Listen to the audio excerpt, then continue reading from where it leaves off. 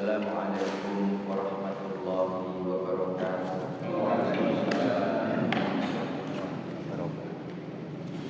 Alhamdulillahirabbil alamin wassalatu wassalamu ala asyrofil mursalin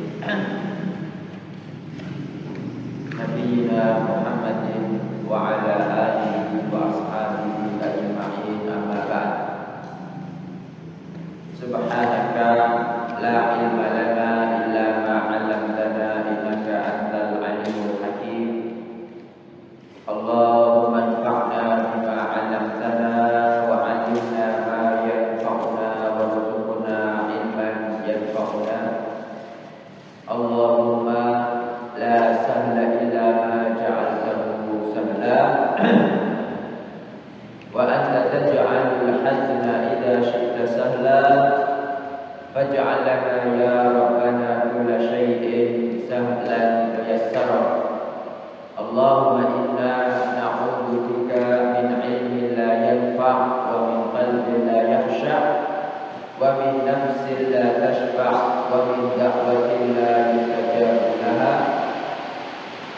Rabbi shrah li sadri wa yassir li amri wahlul 'uqdatam min lisani yafqahu qawli. Amin. Bapak-bapak, ibu-ibu dan saudara sekalian yang diberkati Allah Ta'ala, alhamdulillah pada hari ini Allah Subhanahu wa Ta'ala mengumpulkan kembali kita semua di masjid ini. Pertama, untuk mengerjakan sholat isya berjamaah. Semoga Allah Ta'ala menerima ibadah sholat isya kita pada ini. Kemudian kita lanjutkan dengan tafakkur fiqh, yakni mengkaji hadis-hadis Nabi Muhammad SAW seputar hukum dari kitab Bulughul Maram.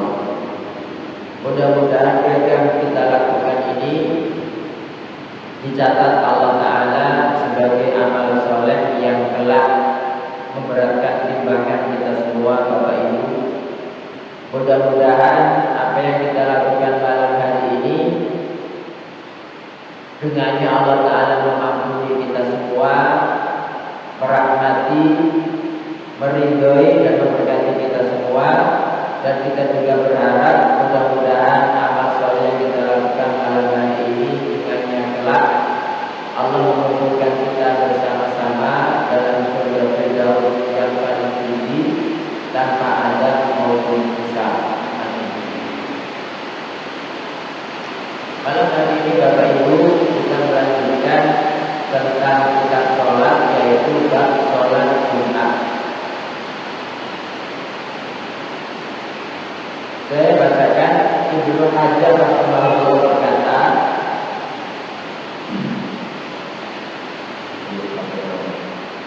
wa an Abi Hurairah radhiyallahu anhu anna Rasulullah sallallahu alaihi wasallam dzakara yaumal jumu'ah.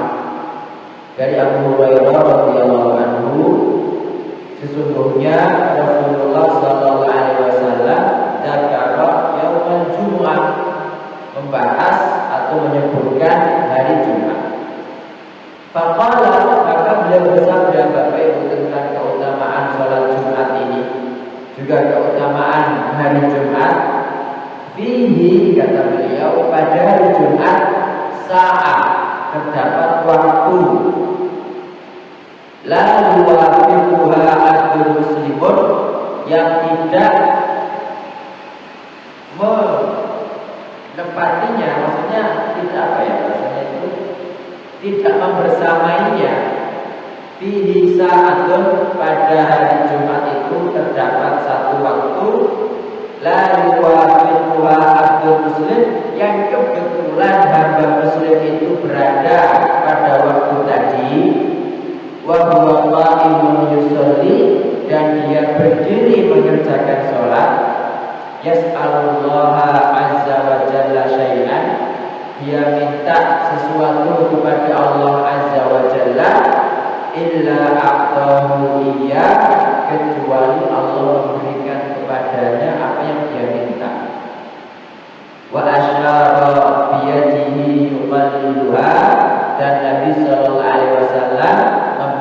berisyarat dengan tangannya, yuqalliluha itu menandakan bahwa waktu itu sangat sedikit. Wa fi riwayatin di Muslim, sementara dalam riwayat Muslim Nabi mengatakan wahiya sa'atun khafifatun, itu adalah waktu yang sangat sebentar. Oke, jadi Bapak Ibu, ini tentang keutamaan hari Jumat. Kata Nabi fihi sa'ah, dalam hari Jumat itu terdapat waktu, ya, waktu yang mustajab berdoa. La yuwafiquha abdul muslim, barang siapa dari hamba muslim yang kebetulan berada pada waktu itu, wa huwa qa'imun yusolli, dan dia berdiri sholat. Nah, berarti kan ini menunjukkan bahwa ketika sholat itu kita juga berdoa, Bapak Ibu. Nah, di mana waktu berdoa? Ya tentunya sholat itu semuanya doa. Cuma kalau kita ingin menambahkan doa-doa khusus, itu ketika sujud, ketika sebelum sarapan, sebelum salam. Okay. Nah, kalau bertepatan dengan waktu itu dan kita sholat, terus minta kepada Allah, illa a'tahu iya, kecuali Allah memberikan apa yang dia pinta. Wa asyara biyadihi yuqalliluha, dan Nabi sallallahu alaihi wasallam memberi isyarat dengan tangannya mengatakan bahwa waktu itu qalil, waktu sedikit, mungkin segini kecil ya, jadi waktunya tidak panjang. Makanya dalam riwayat Muslim wa hiya sa'atun khafifatun, dan itu waktu yang ringan atau sebentar. Kemudian hadis berikutnya, wa an Abi Burdah an abihi, dari Abu Burdah dari bapaknya radhiyallahu anhu, qala, berkata, sami'tu Rasulullah sallallahu alaihi wasallam yaqul, aku mendengar Rasulullah sallallahu alaihi wasallam bersabda. Nah, hadis ini Bapak Ibu penjelasan tentang waktu tadi itu loh. Pada hari Jumat itu loh, itu tepatnya kapan? Nah, kata Abu Burdah, Nabi bersabda dari bapaknya, dia waktu itu adalah ma baina an yajlisal imamu, antara imam duduk, ila an tuqdas sholatu, ila an tuqdas sholatu, hingga sholat selesai. Jadi pendapat pertama Bapak Ibu, ini rawahu Muslim, diriwayatkan oleh Imam Muslim, berarti sahih ya. Cuma Ad-Darqutni mengatakan bahwa ini bukan perkataan Nabi, tapi perkataan Abu Burdah, gitu loh, perkataan Abu Burdah atau perkataan bapaknya. Ya, tapi hadisnya sahih ya. Jadi pendapat pertama, waktu yang mustajab itu sejak imam duduk. Kapan duduknya imam? Ya, jadi ketika assalamualaikum warahmatullahi wabarakatuh, duduk kan? Nah, itu waktunya mulai di situ Pak. Terus termasuk nanti ketika khutbah itu, makanya khatib itu harus memperbanyak doa pada khutbah kedua itu kan. Ya, karena ya tujuannya mendoakan kaum muslimin, karena itu adalah waktu yang mustajab, mudah-mudahan doanya dikabulkan. Kemudian ketika sholat juga, ya, ketika sholat juga sampai sholat selesai. Ini pendapat pertama. Pendapat yang kedua Bapak Ibu, wa fi hadithi Abdullah bin Salam, sedangkan dalam hadis Abdullah bin Salam inda Ibnu Majah, diriwayatkan Ibnu Majah, wa an Jabir, juga dari sahabat Jabir, inda Abi Dawud wa Nasa'i, pada riwayat Abu Dawud dan Nasa'i. Maksudnya hadis ini ada dalam Ibnu Majah, ada dalam Abu Dawud, ada dalam Sunan Nasa'i Bapak Ibu. Cuma yang di dalam Ibnu Majah ini sahabat yang meriwayatkan namanya Abdullah bin Salam, sedangkan pada riwayat Abu Dawud dan An-Nasa'i sahabat yang meriwayatkan adalah bernama siapa? alumni. Bernama Jabir. Kalau Abu Burda ini dalam riwayat Muslim. Jadi saya ulangi lagi Bapak Ibu. Ini pendapat keduanya itu ada dua sahabat yang meriwayatkan, ya. Sahabat bernama Abdullah bin Salam sama Jabir. Untuk Abdullah bin Salam ini hadisnya terdapat dalam Sunan Ibnu Majah, sementara untuk hadisnya Jabir terdapat di mana? Dalam kitab Abu Dawud, kitab Sunan Abu Dawud dan Sunan An-Nasa'i. Bagaimana bunyinya? Annaha, sesungguhnya waktu itu ma baina sholatil asri, antara sholat asar, maksudnya setelah sholat asar, ila ghurubish syamsi, hingga terbitnya matahari. Nah, yang paling kuat kayaknya ini Bapak Ibu, ya, yang paling kuat daripada yang pertama. Tapi kalau yang pertama jangan mengamalkan juga tidak apa-apa, begitu loh. Oke. Pelajaran pertama dari 3 hadis yang kita baca ini Bapak Ibu, pertama menunjukkan keutamaan hari apa?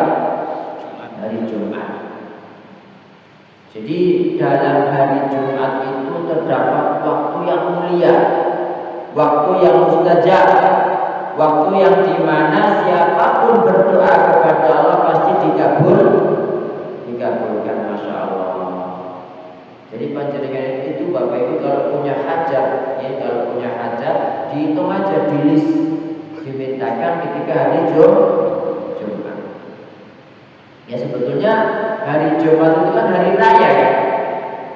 Jadi ketika Nabi Shallallahu Alaihi Wasallam mengatakan demikian, waktu itu bisa mulai sejak, ya sekarang ini kan malam Jumat, ya. Itu kan sudah masuk Jumat, sampai besok itu waktunya sebetulnya berbeda semua dengan hari biasa. Gitu. Tetapi lebih khusus lagi adalah waktu ini tadi Bapak Ibu. Ya, kata para ulama, ya, tadi ada dalilnya, antara sejak imam duduk sampai selesai sholat. Pendapat kedua, setelah apa? Asar sampai datang waktu adzan maghrib. Begitu. Makanya kalau hamba itu bertepatan ketika dia berdoa dan dia sedang sholat, karena disebutkan wa qa'imun yusolli, dan dia sedang berdiri sholat, Bapak Ibu, maka di sini menunjukkan doa itu harus dibarengi dengan sholat. Nah, ketika sholat itu minta kepada Allah Ta'ala, baik urusan agama, urusan dunia, ya, silakan dimintakan kepada Allah Ta'ala, pasti dikabulkan selama tidak minta melakukan dosa atau minta memutus hubungan silaturahim. Okay. Sebetulnya makna saat itu kan potongan daripada waktu. Sebagian waktu itu saat, ya, bisa panjang, bisa sebentar. Tetapi yang dimaksudkan dengan saat, ya, saat pada hadis Nabi Shallallahu Alaihi Wasallam ini artinya adalah waktu yang tidak lama. Terus kenapa Bapak Ibu Allah Ta'ala kok menyembunyikan waktu ini, kok dijelaskan ini adalah waktunya, kan gitu, ya. Ya sama seperti Lailatul Qadar Bapak Ibu, kenapa disembunyikan sama Allah Ta'ala? Pokoknya 10 terakhir gitu, kan.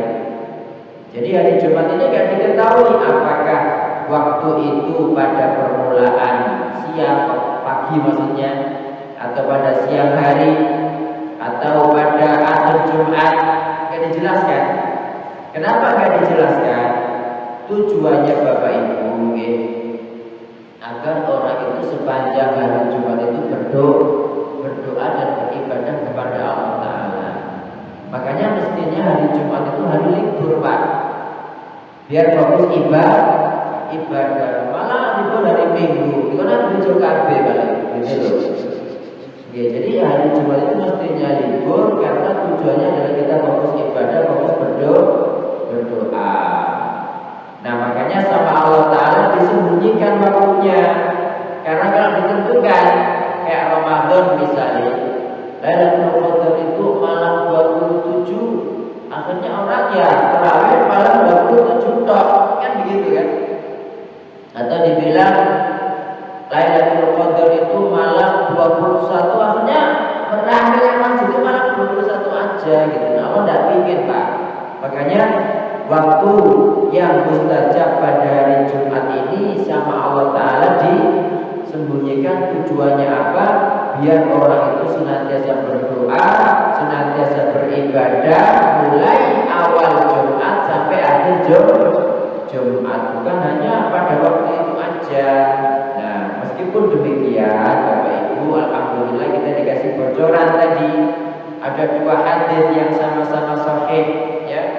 Nah, karena kita sudah belajar, ya diamalkan dua-duanya aja. Kita fokus ya berdoa. Pertama adalah ketika imam atau khotib naik mimbar sampai selesai sholat, itu manfaatkan di mana di situ ada waktu yang panjenengan bisa berdoa.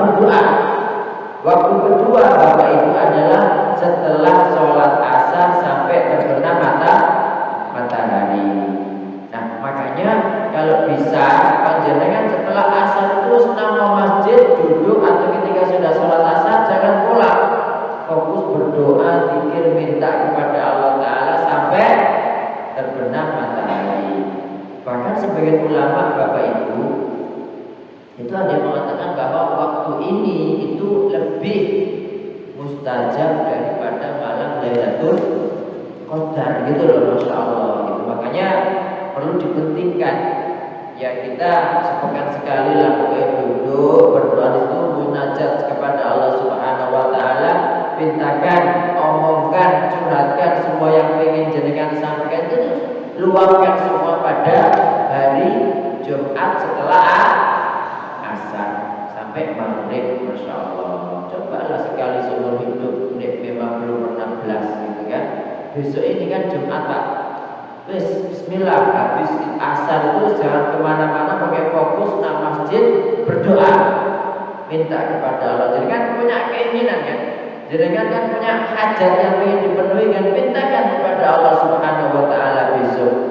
Kapan? Setelah asar sampai adzan maghrib. Cuma ketika jenengan Jumatan itu kan ada waktu juga, itu juga dimanfaatkan Pak.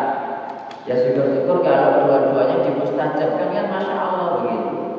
Nah, makanya dikatakan di sini istihbabut tafarruq, perintah untuk konsentrasi, fokus lihadhihi sa'atil mubarakah, pada waktu yang penuh berkah ini. Wal ijtihad, dan bersungguh-sungguh fi dzalikal yaum, pada waktu itu ya. La'allahu yusadiqwa, mudah-mudahan dia kebetulan berjumpa dengan waktu itu begitu. Ini jadi itu Pak, setelah kita belajar diamalkan. Caranya adalah setelah Jumatan itu saya sih gak enak ini nongkon tapi gak bisa melakoni. Kenapa? Soalnya besok itu ada kajian maghrib Pak. Nanti berapa kamu senang kata tuh tempat lah. Ya akhirnya sambil nyetir itu ya video mau gitu. Jadi kan bisa fokus, nggak pakai nanti nyetir masuk merem kan nggak bisa. Gitu. Ya mudah-mudahan Allah Subhanahu wa Ta'ala memudahkan kita semua untuk melakukan amal saleh. Hadis berikutnya, wa an Jabirin, dari Jabir radhiyallahu anhu qala, berkata, Madatis sunnatu, sunnah itu berjalan. Anna fi kulli arba'ina fasaidan, bahwa pada jumlah 40 ke atas terdapat Jumu'ah, sholat Jumat. Rawahu Daruqutni, diriwayatkan oleh Daruqutni bi isnadin dhaifin, dengan sanad yang dhaif. Nah, pelajarannya Bapak Ibu ya, hadis ini menunjukkan bahwa setiap ada 40 orang laki-laki yang mereka mukim di satu lingkungan, maka mereka wajib melaksanakan Jumatan. Nah, hadis ini seakan-akan memberitahu kita kalau jumlahnya nggak sampai 40, maka nggak perlu ada Jumatan, sholat duhur baik itu Pak. Nah, cuma masalahnya hadisnya dhaif. Kenapa kok hadisnya dhaif? Karena sanadnya dhaif. Ya, dalam sanadnya itu terdapat Abdul Aziz bin Rajih. Abdul Aziz bin Rajih ini hadis-hadisnya itu palsu Pak, gitu loh. Makanya Imam Bayhaqi berkata tentang Abdul Aziz, salah satu perawi hadis ini, hadza haditsun la yuhtaju bihi. Ini hadis yang tidak bisa dijadikan sebagai hujjah, nggak bisa dijadikan sebagai dalil. Kenapa? Dhaif Pak, dhaifnya parah ini. Ya, dhaifnya Pak, parah karena dituduh pernah menipu ini perawinya gitu. Kan ada perawi tukang Tuhan, ada perawi itu hafalannya itu apa? Hafalannya itu tidak kuat. Nah, kalau ini dhaif Pak, tapi tidak parah gitu. Kalau misalnya ada hadis yang serupa bisa saling menguatkan sehingga hadisnya naik ke tingkatan Hasan li ghairi. Tapi kalau sampai ada perawi itu berdusta atau tertuduh berdusta atau pernah membuat hadis palsu, ya udah gak diterima selamanya gitu. Hadisnya menjadi hadis palsu. Meskipun mungkin suatu ketika hadis yang dia sampaikan sahih gitu kan. Tapi karena dia pernah berbohong, semua hadisnya dianggap palsu dan dia tidak diterima hadisnya Pak. Gitu. Oke, sekarang tentang khilaf para ulama. Bismillah.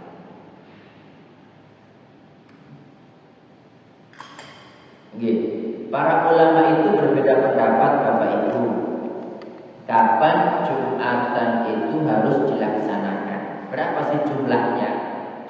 Yang Jumatan itu wajib dikerjakan. Pendapat pertama, ini madhab Imam Syafi'i dan Imam Ahmad, ya, guru murid ini. Jadi keduanya mengatakan bahwa Jumatan itu tidak perlu dilakukan kecuali ada jumlah 40 ke atas. Nah, gitu. Kalau kurang dari itu tidak wajib ada Jumatan, nggak wajib ada Jumatan dan sholat asar saja gitu.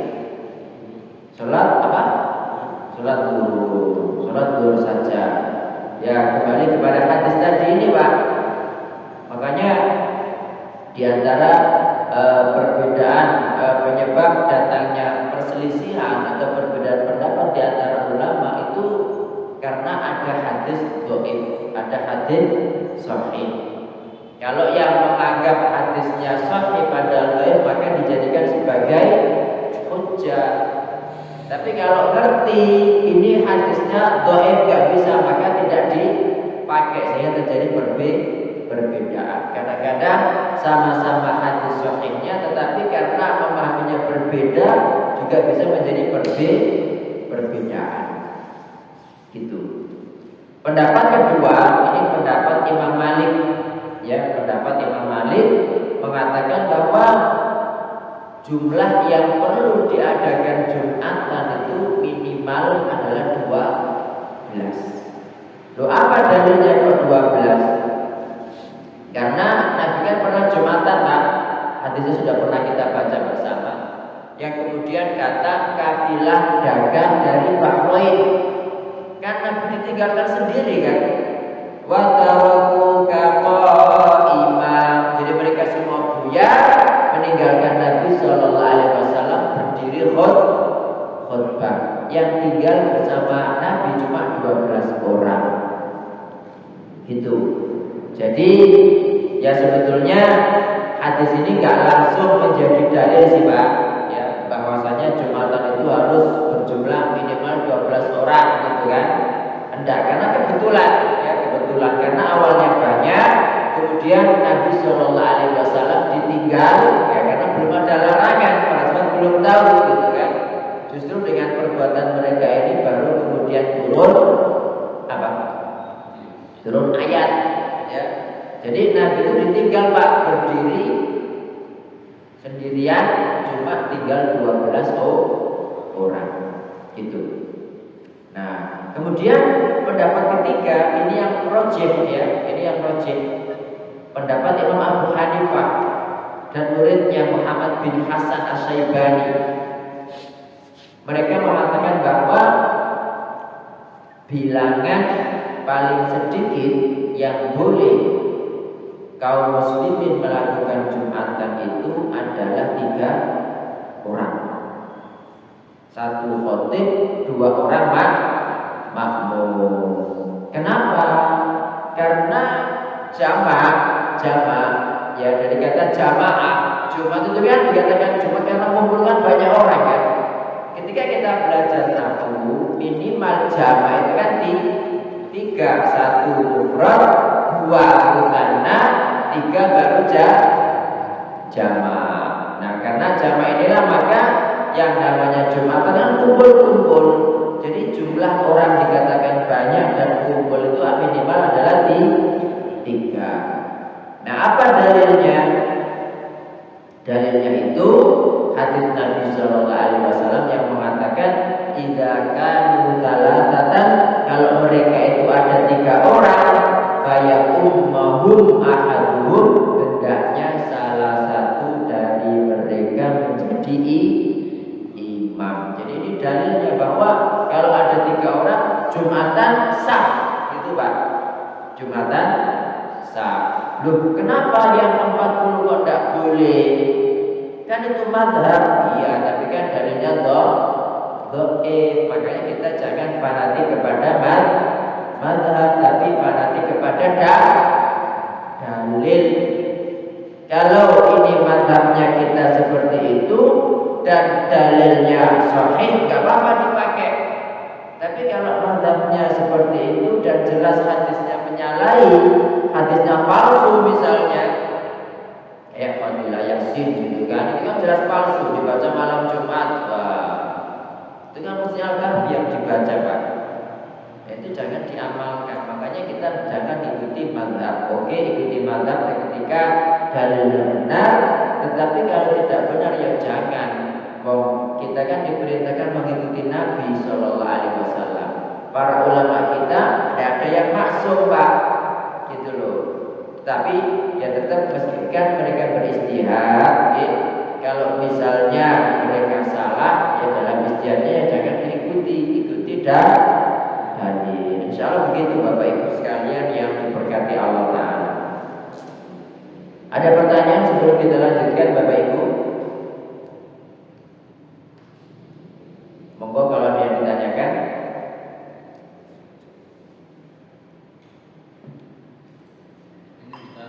Monggo nggih. Ustaz yang berdoa waktu Jumat itu apa di masjid itu, kalau di rumah bisa? Iya.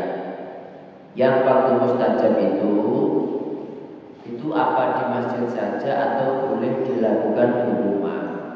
Jadi ini umum, boleh dilakukan di rumah. Nah, cuma masalahnya rumahnya Allah dengan rumahnya pian itu lebih barokah mana? Itulah masalahnya di situ. Satu, yang kedua, di masjid kan bisa fokus, kalau sapa-sapa di rumah, ono kadang diriwuhi anak, diriwuhi bojo, kadang ada suara radio, kadang tonggo dangdutan, kan tidak bisa fokus. Nggih kan? Kadang-kadang misalnya pas di rumah, loh, Pak, itu lo listriknya mati, Pak, itu lo kompo gak bisa makan lah, ini jadi kompo kasih tunjuk, oh iya kan? Kalau nahone masjid wes, tapi dimatikan wes fokus doa gitu kan? Barang dibunyi lo gak roh, aku mati kok mau gitu kan? Iya, misalnya begitu. Jadi ini boleh dilakukan dimanapun ya. Cuma kenapa masjid? Ya karena satu, kita sudah sholat asar di masjid, maka terus fokus kita niatkan iktikaf juga. Diniatkan iktikaf, diniatkan menghabiskan umur dalam ketaatan, diniatkan ibadah ya, ibadah doa ini. Karena kan kita belum melakukan kan selama ini kan. Sudah pernah melakukan di Pendiri. Umur berapa sekarang? 40. Dan ini umur 40.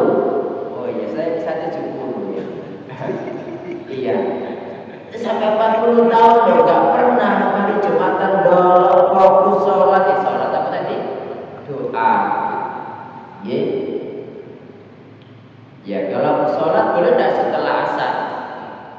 Aduh, boleh Pak sholat setelah asar? Tidak boleh, kecuali sholat yang ada sebabnya, kayak tahiyatul masjid, kayak habis berwudu gitu kan. Kalau misalnya aku lali yo, ulang baru sholat asar misalnya gitu, boleh tidak sholat? Boleh ya, karena kalau untuk memfoto ini waktu-waktu terlarang pun tidak menjadi masalah.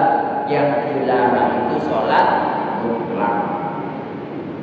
Insyaallah begitu.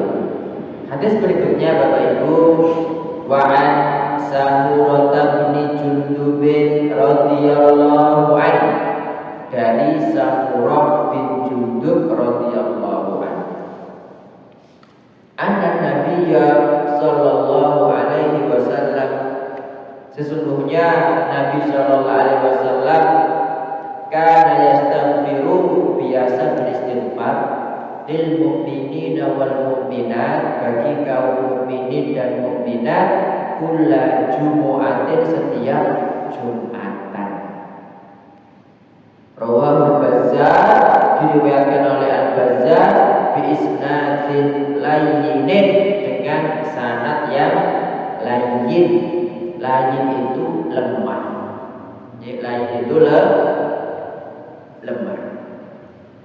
Jadi hadis Bapak Ibu itu kan ada matan, ada sanad. Kadang-kadang hadis itu sanadnya dhaif, tapi matanya benar. Ya. Kadang-kadang hadis itu sanadnya dhaif, tapi matanya benar. Makanya kalau dikatakan hadis ini sanadnya dhaif, belum tentu hadis itu dhaif. Ya. Tapi kalau dikatakan hadis itu dhaif, berarti dhaif antara matan dan sanadnya. Tahu sanad betul? Apa sanad itu?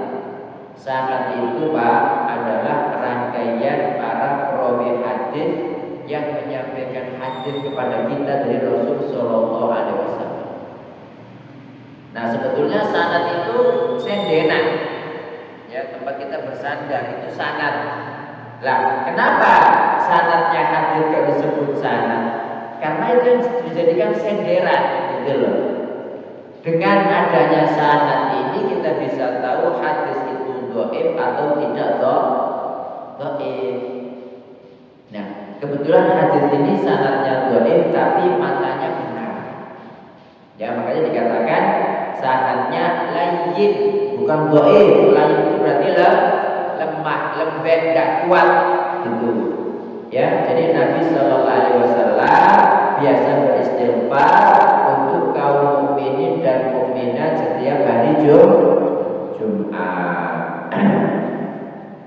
Nah, itu Pak. Kemudian hadis berikutnya, wa an Jabir bin Samurah radhiyallahu anhu, dari Jabir bin Samurah radhiyallahu anhu, anna Nabiyya sallallahu alaihi wasallam, bahwasanya Nabi sallallahu alaihi wasallam kana fil khutbati, ketika beliau berkhutbah, yaqra'u ayatin minal Qur'an, jadi membaca ayat-ayat dari Al-Qur'an, yudzakirun nas, untuk memperingatkan manusia. Jadi ketika khutbah itu beliau baca ayat Al-Qur'an. Rawahu Abu Dawud, diriwayatkan Abu Dawud, wa asluhu fi Muslim, dan asalnya hadis ini dalam Sahih Muslim, berarti sahih Bapak Ibu. Nggih. Loh Ustaz, itu kan tadi kan hadis Samurah bin Jundub yang Nabi biasa beristighfar untuk mukminin dan mukminat setiap Jumat, kan dhaif. Tapi kenapa kok jenengan katakan bahwa hadisnya sahih meskipun sanadnya dhaif? Kenapa dikatakan benar? Karena dibenarkan oleh hadis-hadis lain yang sahih. Contohnya tadi kan apa? Bahwa pada hari Jumat itu terdapat satu waktu, siapapun hamba muslim bertepatan doa pada waktu itu, maka doanya dikabulkan. Satu, ya. Istighfar itu masuk pada apa? Doa atau zikir? Ya zikir, ya doa. Ya zikir, ya doa. Kan minta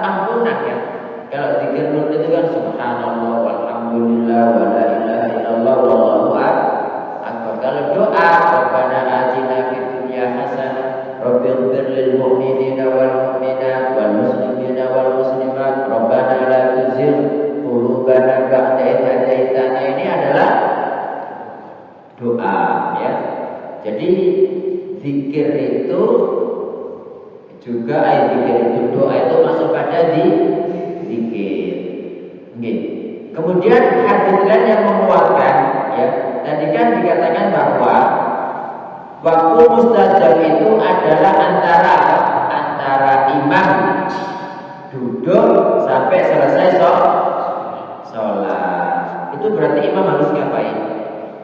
Kan mesti berdoa ya. Dan dalam doa itu nanti sebagian ulama ada yang mengatakan wajib, tetapi yang sebetulnya itu tidak wajib, ya sangat dianjurkan bagi khatib itu untuk berdoa memintakan ampun buat kaum muslimin. Jadi ini yang membenarkan hadis tadi, Pak.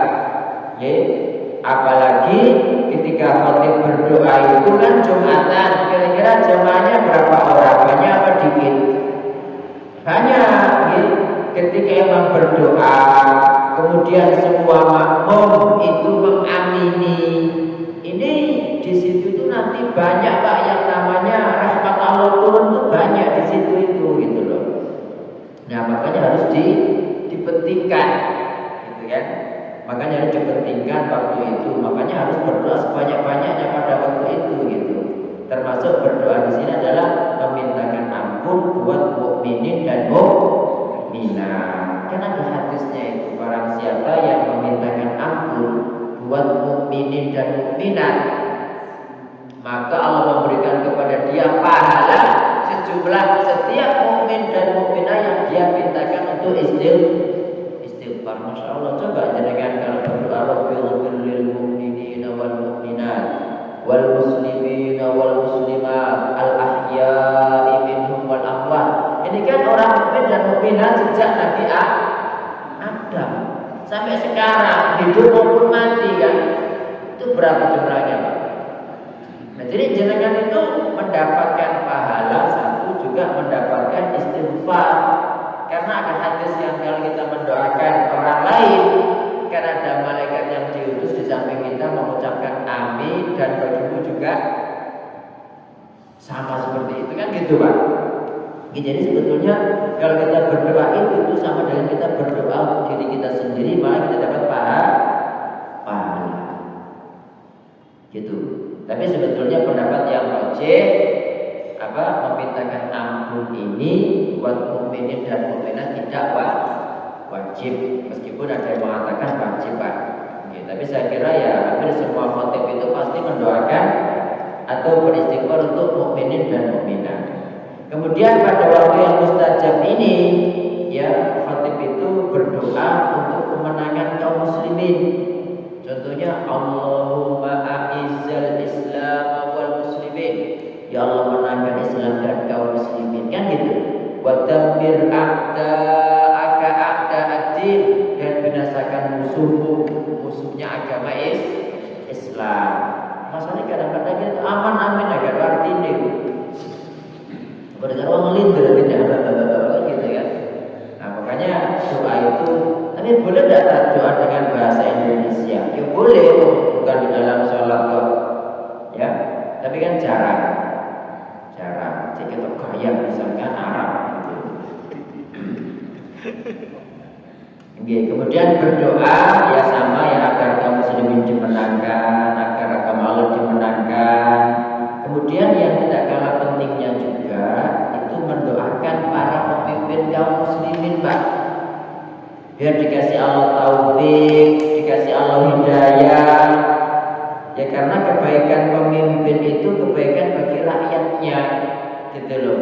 Juga didoakan mudah-mudahan mereka itu dikerubungi teman-teman yang soleh. Kalau dianya soleh, tapi teman-teman sekelilingnya pedas kabeh, bajingan semua, ya dia nggak bisa berbuat baik. Ya sama dengan orang soleh tapi di kawanan perampok, di kawanan perompak, kabeh lapor deh kan gitu ya. Nah, jadi didoakan, Pak. Makanya Fudayl bin Iyad itu mengatakan, kalau aku punya doa, pasti doa itu tak buat untuk pemimpin, gitu kan? Loh, kenapa kok pemimpin?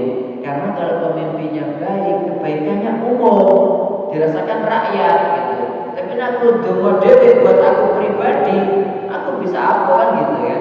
Makanya jangan lupa, Pak, mendoakan ya pemimpin-pemimpin jenengan itu didoakan segera dekat yang lebih baik lah, didoakan buka hatinya, biar mendapat hidayah, gitu kan? Biar memberikan kebijakan-kebijakan yang baik buat rakyat, kan begitu.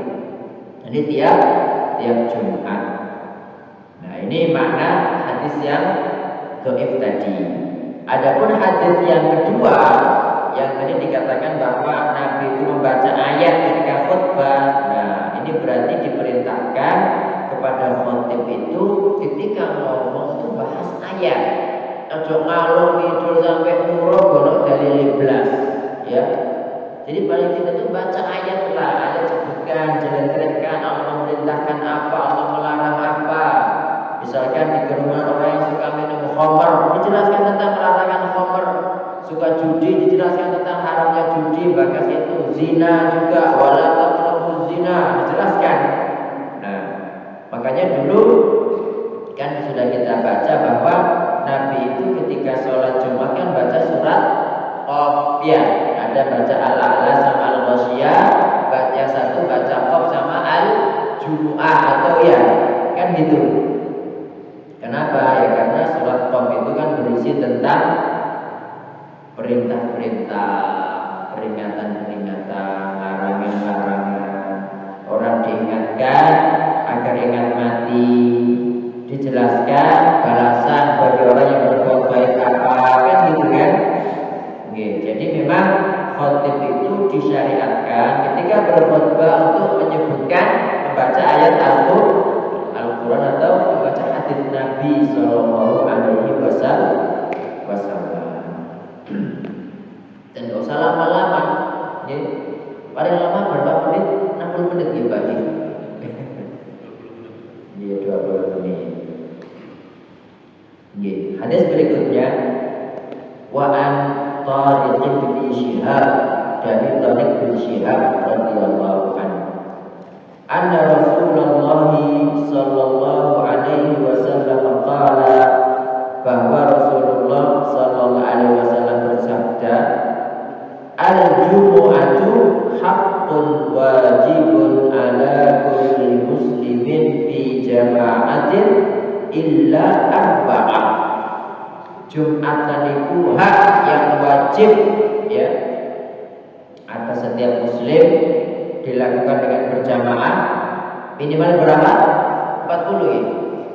3. Illa arba'ah, kecuali 4 yang tidak wajib jumatan. Mamlukun, budak, wa mra'atun, perempuan, wa sobiyun, anak kecil, wa maridun, dan orang sakit. Sebetulnya musafir juga Pak.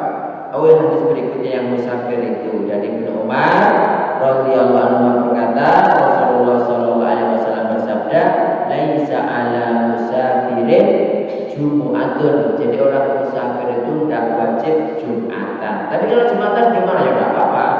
Wanita juga seperti itu. Wanita tidak wajib jumatan, tapi kalau dia jumatan ya insya Allah jumatannya sah. Gitu Pak. Oke. Pelajarannya, ya, dua hadis ini menjelaskan bahwa jumatan itu tidak wajib atas 4 orang, ya. Tapi dengan hadis kedua berarti berapa? Yang tidak wajib 5. Pertama adalah budak yang dimiliki, ya, budak yang dimiliki, ya, karena budak Pak. Jadi dia sibuk dengan pekerjaan dari tuannya, maka dia tidak wajib untuk jumatan. Tapi sepatutnya ya majikan itu nyuruh hambanya jumatan lah. Makanya dosa besar itu kalau misalkan kita itu Pak punya perusahaan, ya kayak pom bensin misalnya, kemudian karyawannya pada Jumat itu laki-laki kalau si jumatan lah dosa nanggung ya. Makanya ya kalau perlu itu ya bukan kalau perlu ya wajib ketika jumatan itu karyawan sing nunggu pom bensin itu perempuan semua gitu. Ya, gitu Pak. Nah, nanti Mas Arif kalau dia punya pom bensin gitu. Oke. Yang kedua adalah al-marid, orang sakit. Nah, kalau orang sakit kan jelas. Orang sakit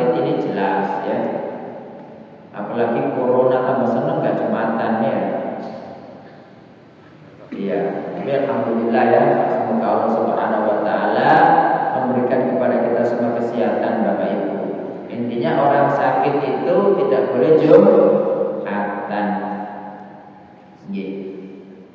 Kemudian perempuan, ya karena perempuan ya jelas yang sholat berjamaah aja nggak wajib, apalagi Jumatan. Tapi kalau misalkan datang, ya insya Allah sudah sah, tidak perlu sholat zuhur gitu kan.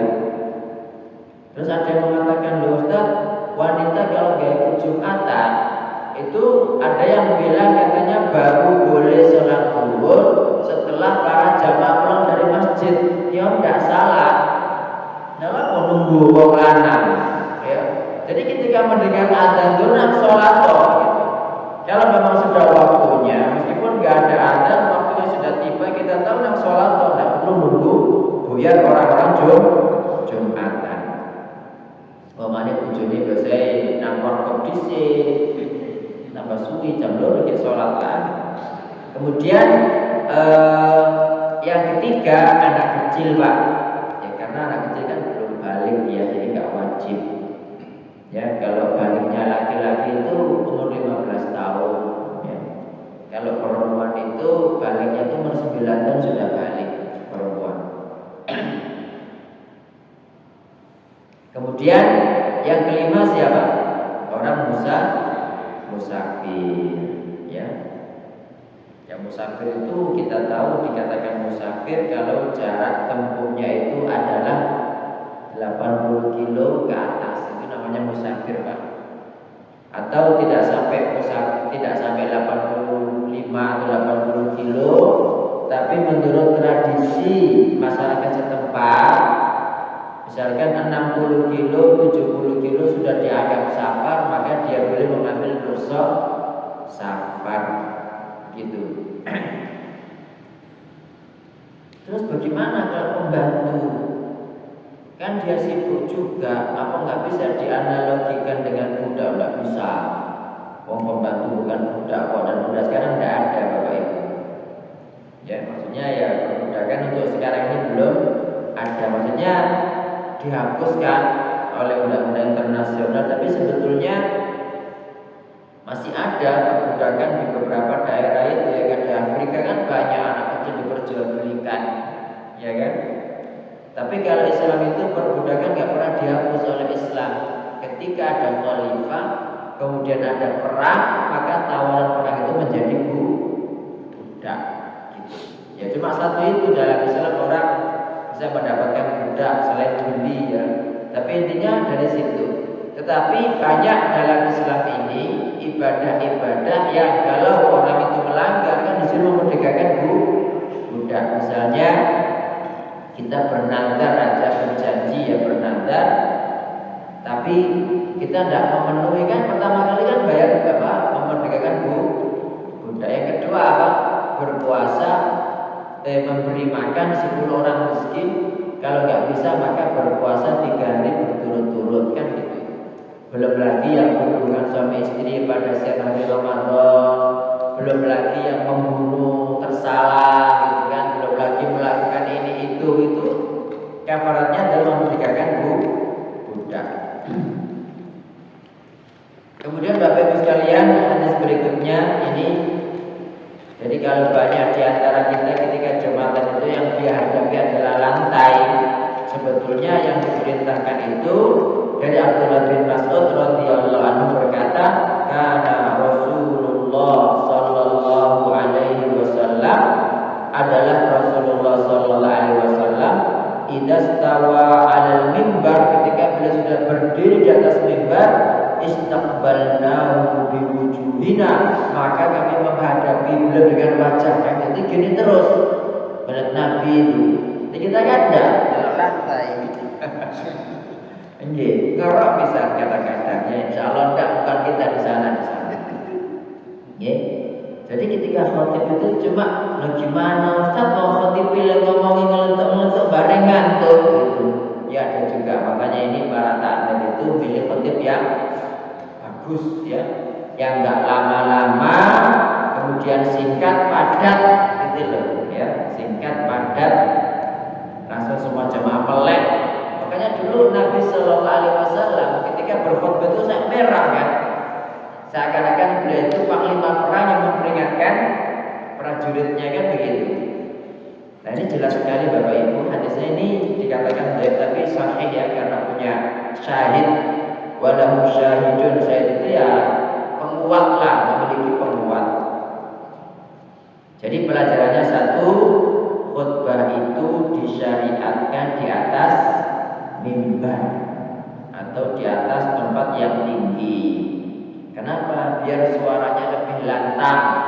Kemudian para jamaah tahu. Orang itu kan kadang-kadang lebih enak itu kalau melihat itu mendengar sambil melihat orangnya kan gitu kan.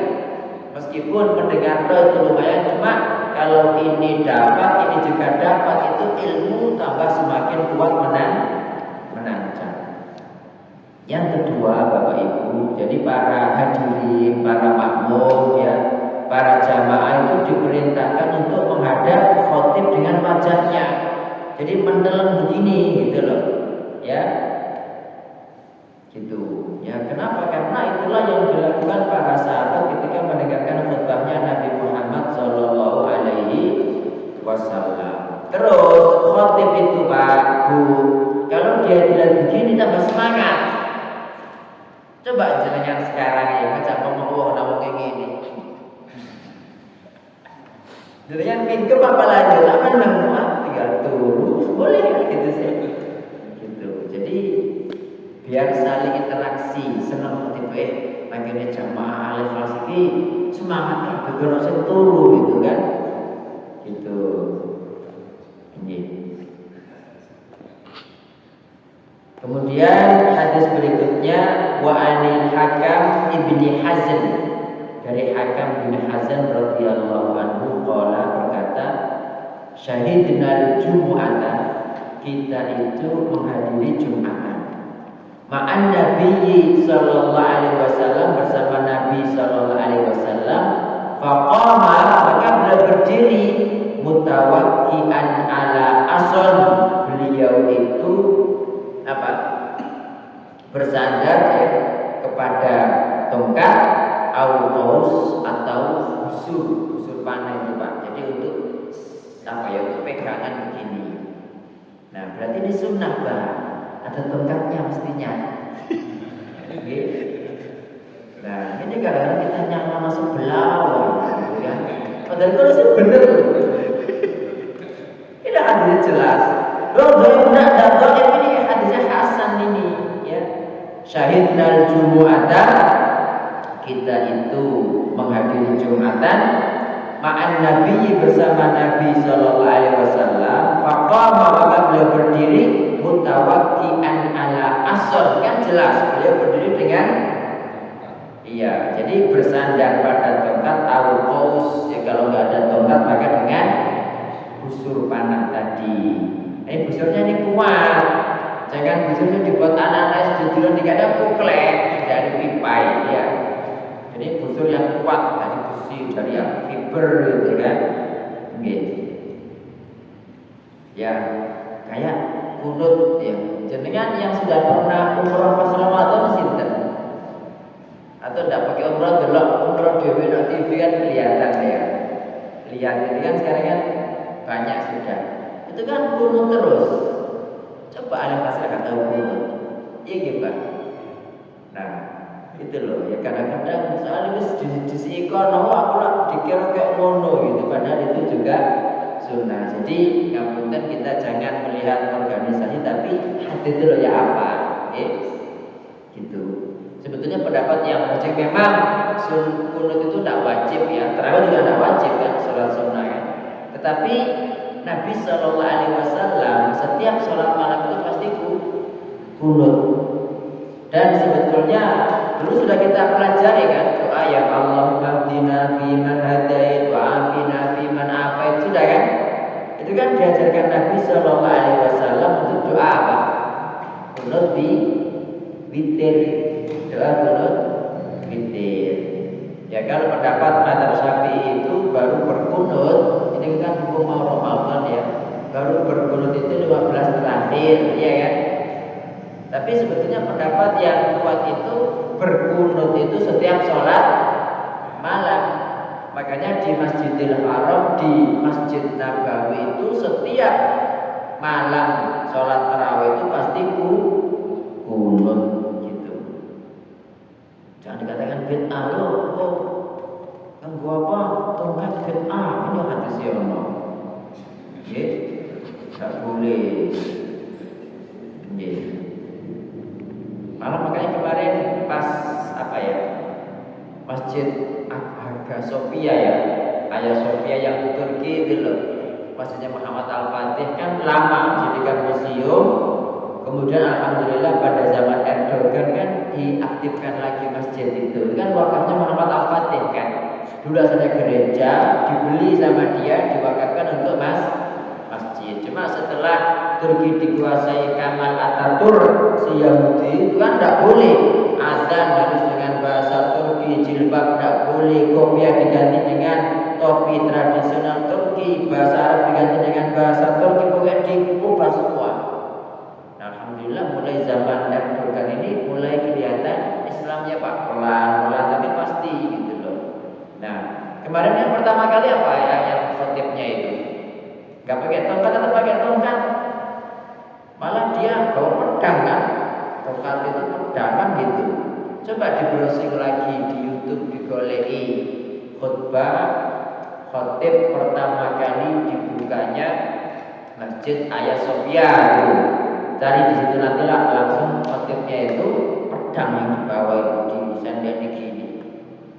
Gitu. Jadi ini ada apa tongkatnya. Seperti itu. Yang paling tidak kita nggak menyalahkan ada tongkatnya. Cuma sing saya heran itu ketika ada orang mati malam-malam baru kok di payung ini jelas apa ya? Kalau siangan mungkin dia kepanasan ya. Tapi ini malam kok di payung juga. Apa itu filosofinya itu? Mungkin ada yang tahu. Kalau hujan saya ikut. Terus ada beras ketan di Sepirno. Ya nggak ada ayamnya di situ. Cuma saya ingat dulu kan saya delok film Cina ya, Vermeer ya. Itu kan dijual beras ketan. Iya, sama uang juga iya. Ya, itu dari mana gitu. Biar ada sejarahnya. Kita lanjutkan Bapak Ibu hadis berikutnya. Ya jadi intinya tadi hadis ini menjelaskan bahwa khotib itu tidak wajib ya, tetapi dianjurkan ya, disunnahkan bersandar di atas tongkat atau busur tadi itu.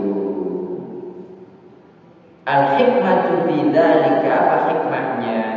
Hikmahnya itu katanya lebih mengikat hatinya khotib dan lebih membuat dia itu apa? Tegak berdiri gitu kan. Nah, kemudian khotib itu kan kadang-kadang ada orang itu kan menerangkan tangannya gini-gini gitu. Jadi biar gak banyak kemana-mana, biar pegang tongkat aja. Ada yang mengatakan seperti itu. Ini ijtihad para ulama, tapi intinya Nabi SAW kan jelas ketika beliau khotib itu beliau bersandar diangkat di atas tongkat. Nah, ada sebagian yang mengatakan khotib itu dianjurkan untuk membawa pedang. Ya mungkin ini kalau dalam kondisi perang ya, sehingga kalau misalkan tiba-tiba ada musuh yang menyerang, siap-siap senjata sudah ada gitu loh Pak. Ya. Insyaallah begitu. Oke. Ada pertanyaan silakan, ini sudah habis, ini sudah daftar isi di buku saya. Berarti sudah waktunya pulang. Mungkin ada pertanyaan Bapak Ibu, monggo silakan.